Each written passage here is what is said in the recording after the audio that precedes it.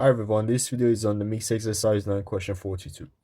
So we have this curve with the equation y is equal to f of x, where f of x is cos 2x over e to the x, and there are two stationary points. So one of them is a local minimum and the other one is a maximum. So in part A, we want to show that the coordinates of a and b satisfy the given equation, which is tan 2x is equal to minus 0.5. So if you want to find the x coordinates of a stationary point, we need to differentiate the function first, the equation of the curve, and then we set the derivative equation equal to 0, and the solutions to that equation are going to be the x coordinates of the stationary point. So in this case, we need to differentiate f of x, and I'm going to use the quotient rule. So we square the denominator function first. E to the x squared is just e to the 2x. And then we write the denominator function times the derivative of the numerator function. So in numerator, we have cos 2x, and the derivative of inside is just 2.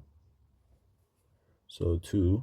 And then the derivative of cos itself, cos x, let's say, is minus sine x. So in this case, we differentiate the cos function as well, which is going to give us minus sine 2x. Okay, so this is the first half of the quotient rule, and the second part, we say this minus the numerator function times the derivative of the denominator function. So e to the 2x differentiates to, sorry, I mean e to the x, because we use the original function. So e to the x just differentiates to e to the x, and we have this. And now we can simplify this and divide every term by e to the x, which is going to give us f dash x is equal to minus 2 sine 2x minus cos 2x divided by e to the x. Okay, now at this point, since we want to find the x coordinates of the stationary point, we need to solve this equation, which is f dash x is equal to 0. So with a simple cross multiplication, we are going to get minus 2 sine 2x is equal to cos 2x. And just let's go back and see what was the given form of the equation that we wanted to find. So it is tan 2x is equal to minus a half. This means that we first need to divide every term by cos 2x. Because if we divide every term by cos 2x, on the left hand side, we are going to get tan 2x. So we're going to have minus 2 tan 2x is equal to 1. And then we divide everything by minus 2 to get tan 2x is equal to minus a half. And this is exactly what we wanted to show from this equation. And hence, find the coordinates of a and b. Okay, so the question says first find the equation, which we have done, and now solve the equation to find the coordinates of a and b. Okay, we have a trigonometric function now. We have tan 2x is equal to minus a half, where the values of x are between 0 and pi. So we have this. It's minus a half. I forgot the negative. Okay. Now, in order to solve this, we first find the principal value, and then we can use the cast diagram to find the values. But remember that since this is tan 2x, we are first going to find the values in this range of values for x, which is going to be 0, 2x, 2 pi. So we basically multiply everything by 2. And then once we have found all the values in this range, then we divide everything by 2 again, just to go back to the original range of values for x. So yeah, if you do so and use the cast diagram for this, we are going to get because just a quick reminder, I mean, I'm going to do a lot of videos on the trigonometric equations later on, but this is the cast diagram, the one that I just mentioned. So I mean, we don't need these arrows. Let's try again. So yeah, or, I mean, we can use this. But anyway, this is the cast diagram, and Yeah, later in trigonometric equation section, I'm going to explain this a lot. But yeah, that's what I meant by the cast diagram. So if you want to find a principal value, it's going to be 0.4 something, which is around this area. It's going to be here. Because here is 0, here is pi over 2, and 0.4 is at this region in the first quadrant. And yeah, so in this case, since the tan is negative, then using the cast diagram, that means we need to find the values of the angle in the second and the fourth quadrant, because the value of the tan in the second and fourth quadrant are always negative. So because of that, we first do pi minus that 0.4 value of the principal value, and then also 2 pi minus that. So by doing this from the cast diagram, we are going to get the following values. So we first can write, so the principal value that I just mentioned of tan inverse of, just to have that here, tan inverse of 0.5 is 0.4, then 464 to 3 decimal places.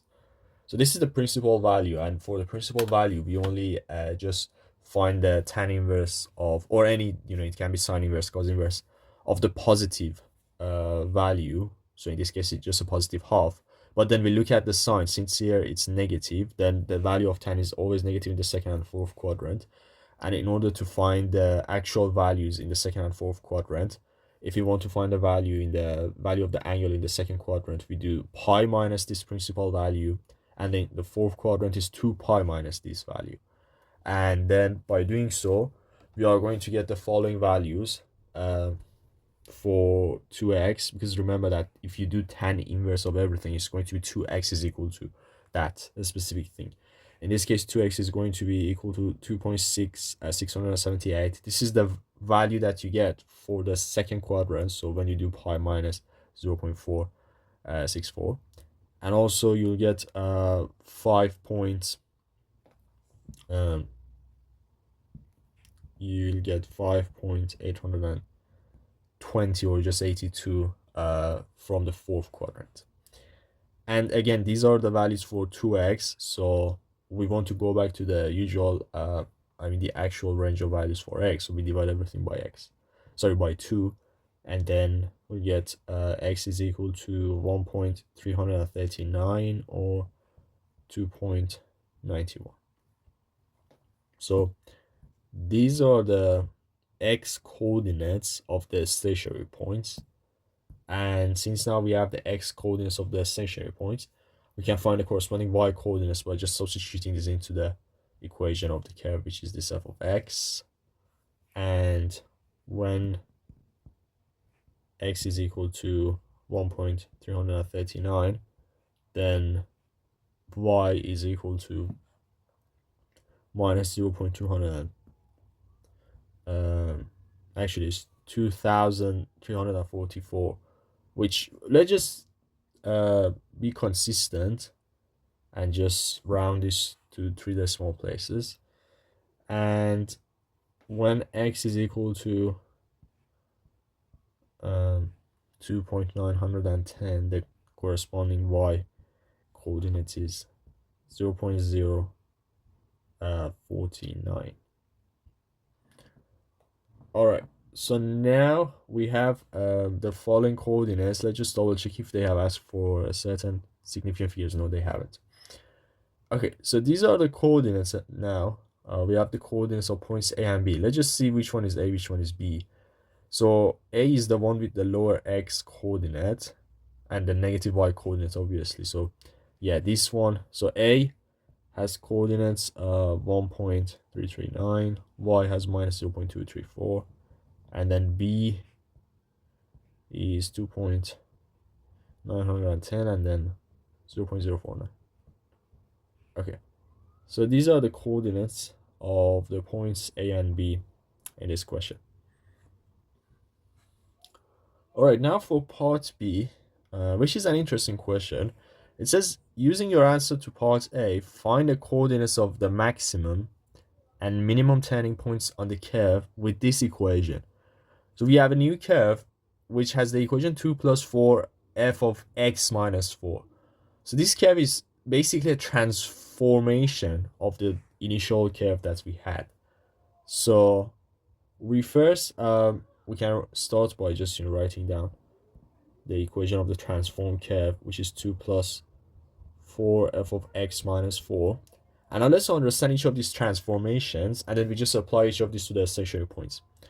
So first of all, these 4, which is inside, I mean x minus 4, that's just obviously a transformation 4 units to the right. So this transformation is for the x coordinates, the one that is inside. But this 4 outside, which is 4 times f, is a stretch by a factor of 4 in the y direction, because it just outside and it applies to the y coordinates, and it's a stretch because it's a coefficient. Yeah. And finally, we have another 2, which is also outside, and that also applies to y coordinates. And this is just a translation of 2 units upwards because it's positive. So with that said, that means we have 2 translations for the y coordinates, but only one translation. 2 transformations for the y coordinate, and then 1 transformation for the x coordinate. So now we can say, okay, the coordinates of A are going to change in this way. So we first, we basically, for the x coordinates, we just add 4 units to that because it's just translation 4 units to the right. So we had, for the coordinates of A, we had 1.339, then it's going to be plus 4. That's it. That's the only translation for A. And then for the y coordinate of A, there are 2. So first, it's being multiplied by 4 because it's a stretch, and then it's being added by 2. So it's going to be minus 0.234 times 4, and then plus 2. And we repeat the same thing for B. So for B, what we have is going to be first the x coordinate adds 4, and then the y coordinate times 4 plus 2. Yeah, and these are the coordinates of the newest stationary points. And it's just now a calculator work for now. So let's see, what do we get?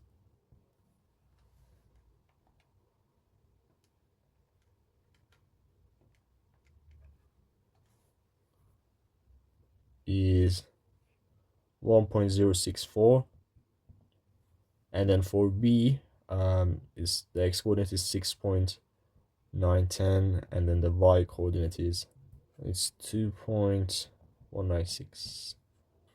Okay, and finally part C, which says determine the range of values for which f of x is concave. Okay, so if we want to find the range of the values that f of x is concave, we first need to have the second derivative, and then we can find a range of values for which this is concave when f double dash x, or the second derivative, is less than or equal to 0. So we basically need to solve an inequality. But first, we need to differentiate f dash x. So let's see how can we differentiate this. Obviously, it's going to be another quotient rule, which is probably a long one. So what do we have here from the previous part is we have, so this is f dash x, which is minus 2 sine 2x minus cos 2x over e to the x. Let's just double check. So minus 2 sine 2x minus cos 2x. Okay, now let's first differentiate this and find a second derivative. So the denominator is just a to the 2x because we square that. And then for the numerator, we first write the denominator function times the derivative of the numerator function. So minus 2 sine 2x. First, 2x differentiates to 2, and that comes out and becomes minus 4. Then sine 2x differentiates to cos 2x. Okay, that's the first bit. And then for the second bit, 2x, again, for cos 2x, 2x inside differentiates to 2, and that 2 comes out, which is minus 2. And then cos itself differentiates to minus sine. So it's going to be sine 2x, and that minus sign with this negative from there before, it turns to positive 2 sine 2x. And then this minus the denominator function times basically the numerator function. So the numerator function in this case is just basically minus sine 2x minus cos 2x. But before that, let me just take a factor of negative here, negative 1. So that makes this positive e to the x, and then inside the bracket is just going to be two positive trigonometric functions. So 2 sine 2x plus cos 2x. Okay. Right, we have this. So we can now solve f double dash x is equal to 0. And maybe before that, before solving this, let's divide every term by e to the x. That helps us to, to just get rid of this e to the x, and here becomes e to the x. And now, setting this equal to 0, it gives us this.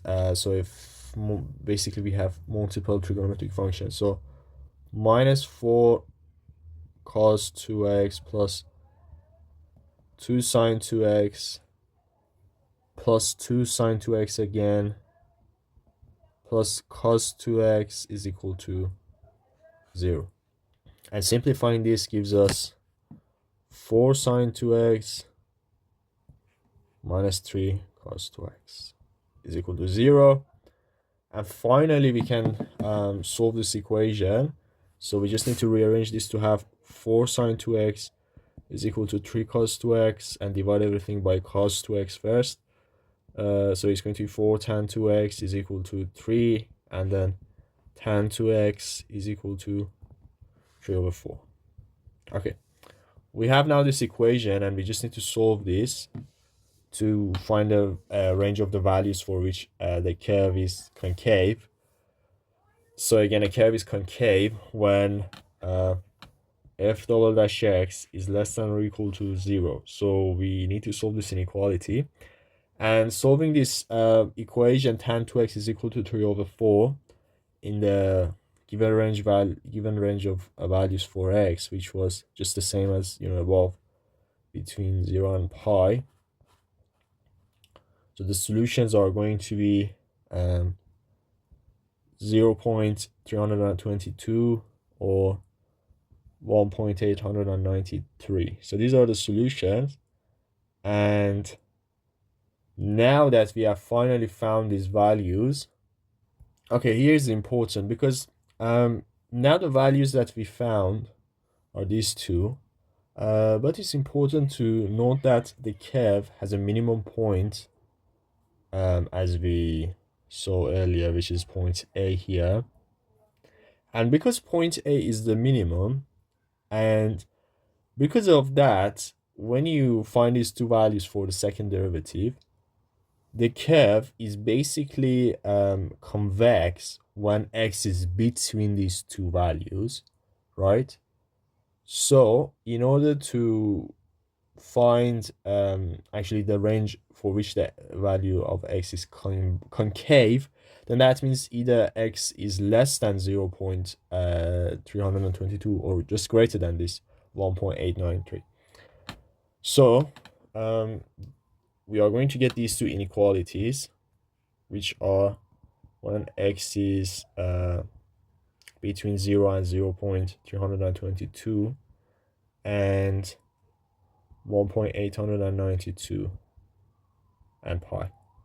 So yeah, it's basically greater or less than these values, and this shows the values of x for which this is concave.